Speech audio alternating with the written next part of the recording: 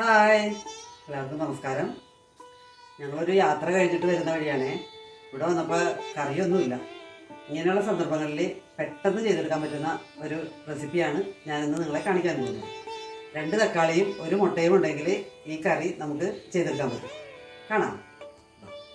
അപ്പോൾ ഈ കറി ചെയ്യാനായിട്ട് ഞാനിവിടെ ഒരു 3 തക്കാളിയും 2 മുട്ടയും, ഇതൊരു 2 മീഡിയം സൈസ് സവോള, 2 പച്ചമുളക്, അല്പം ഇഞ്ചി, വെളുത്തുള്ളി, ചുവന്നുള്ളി, കറിവേപ്പില.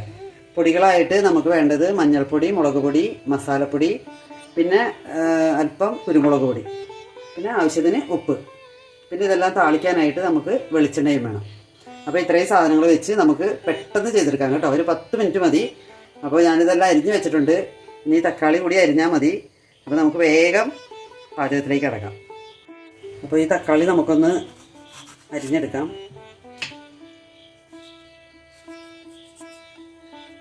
ഇതിങ്ങനെ നീട്ടത്തിൽ അരിഞ്ഞാൽ മതി കേട്ടോ. ഒത്തിരി കനം കുറയ്ക്കണ്ട. ഇതുപോലെ ഞങ്ങൾ കട്ട് ചെയ്തെടുത്താൽ മതി. 3 തക്കാളി നമുക്കങ്ങനെ കട്ട് ചെയ്തെടുക്കാം.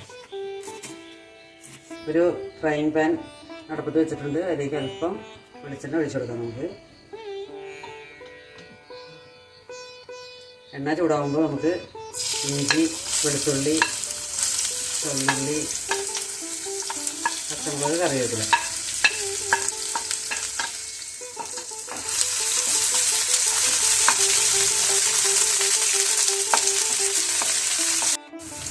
ഈ ഉള്ളി, പച്ചമുളക്, ഇഞ്ചി, വെളുത്തുള്ളിയൊക്കെ മൂത്ത് വരുമ്പോൾ നമുക്ക് സവോള ചേർത്ത് കൊടുക്കാം കേട്ടോ.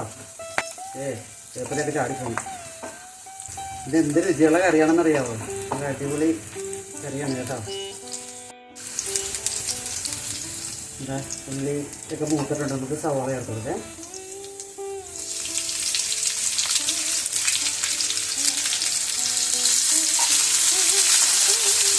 സവോള കനം കുറച്ച് നീട്ടത്തിൽ അരിഞ്ഞെടുക്കണം കേട്ടോ. നമുക്ക് ഉപ്പിട്ട് കൊടുക്കാം.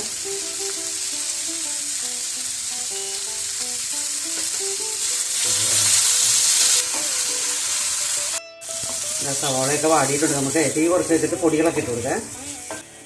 ഒരു 1/2 ടീസ്പൂൺ മഞ്ഞൾപ്പൊടി, ഒരു 1.25 സ്പൂൺ മുളക് പൊടി, ഒരു 1.25 സ്പൂൺ മസാലപ്പൊടി.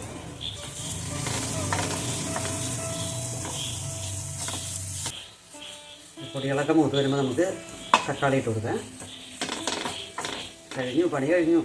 തക്കാളി കൂടി ഇട്ട് മുട്ടയും ചേർത്ത് കഴിഞ്ഞാൽ ഈ കറി റെഡിയാണ്. വളരെ പെട്ടെന്ന് 10 മിനിറ്റ് പോലും എടുത്തില്ലെന്ന് എനിക്ക് തോന്നണം. ഈ കറി നമുക്ക് ചപ്പാത്തിയുടെ കൂടെയും ചോറിൻ്റെ കൂടെയും ഒക്കെ കഴിക്കാം കേട്ടോ. നല്ല കറിയാണ്. മസാല മൂത്തിട്ട് തക്കാളി ഇടാവുള്ളേ. മസാലയൊക്കെ മൂത്തിട്ടുണ്ട്. നമുക്ക് തക്കാളി ഇട്ട് കൊടുക്കാം കേട്ടോ.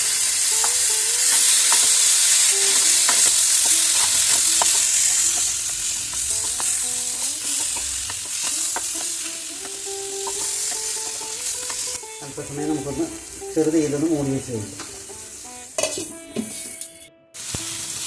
ഇടയ്ക്കിടയ്ക്ക് ഇളക്കിയിട്ട് കൊടുത്ത് തക്കാളി ഒന്ന് വാട്ടിയെടുക്കണേ.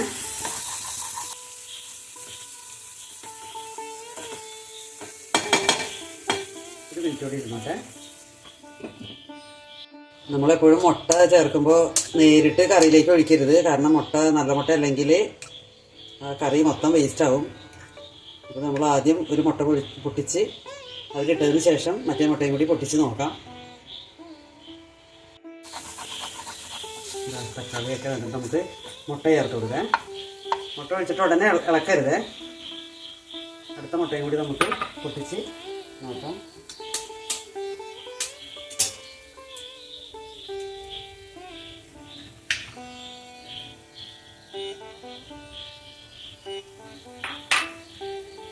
പുറത്തേക്ക് നമുക്കൊരല്പം കുരുമുളക് പൊടി,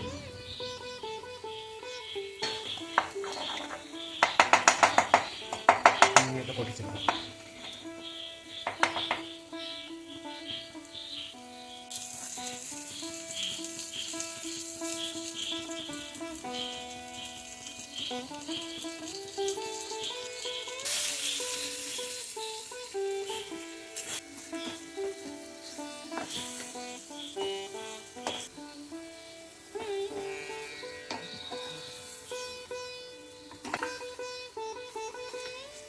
പെട്ടെന്നല്ല കറി റെഡിയായ.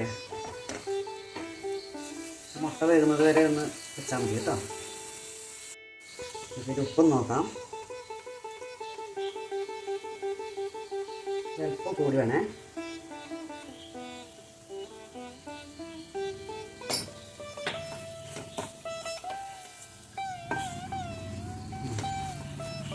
ഉള്ളൂ നമ്മുടെ കറി റെഡിയായിട്ടുണ്ട്.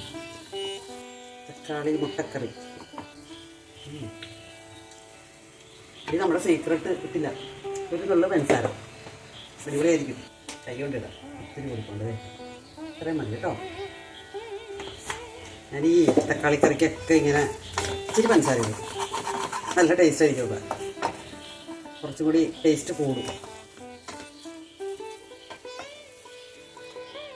എല്ലാം നല്ല ചപ്പാത്തിയിലൊക്കെ തേച്ച് പിടിപ്പിച്ച് ചുരുട്ടി കഴിക്കാൻ നല്ല അടിപൊളിയായിരിക്കും. ടേസ്റ്റ് നോക്കി നോക്കി പാത്രം കാര്യമാണ് അറിയില്ല. അടിപൊളി. ഇത്രയേ ഉള്ളൂ കേട്ടോ, നമ്മുടെ കറി റെഡി.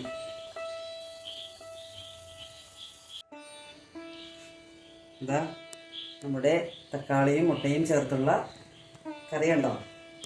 വളരെ പെട്ടെന്ന് ചെയ്യാൻ പറ്റും. രാവിലെയൊക്കെ ജോലിക്ക് പോകാനായിട്ട് ധൃതി പിടിച്ച് നമ്മൾ പാചകം ചെയ്യുമ്പോൾ ഈ കറിയൊക്കെ ചെയ്യുകയാണെങ്കിൽ നമുക്ക് വെറും 10 മിനിറ്റ് കൊണ്ട് തന്നെ ഈ കറി റെഡിയാക്കാൻ പറ്റും. നല്ല രുചിയുള്ള കറിയാണ്. കുട്ടികൾക്കൊക്കെ മുട്ട ചേർത്തേക്കണ കൊണ്ട് ഇഷ്ടപ്പെടുകയും ചെയ്യും. അപ്പോൾ എല്ലാവരും ഇതുപോലെ ചെയ്ത് നോക്കണം കേട്ടോ. Okay, thank you.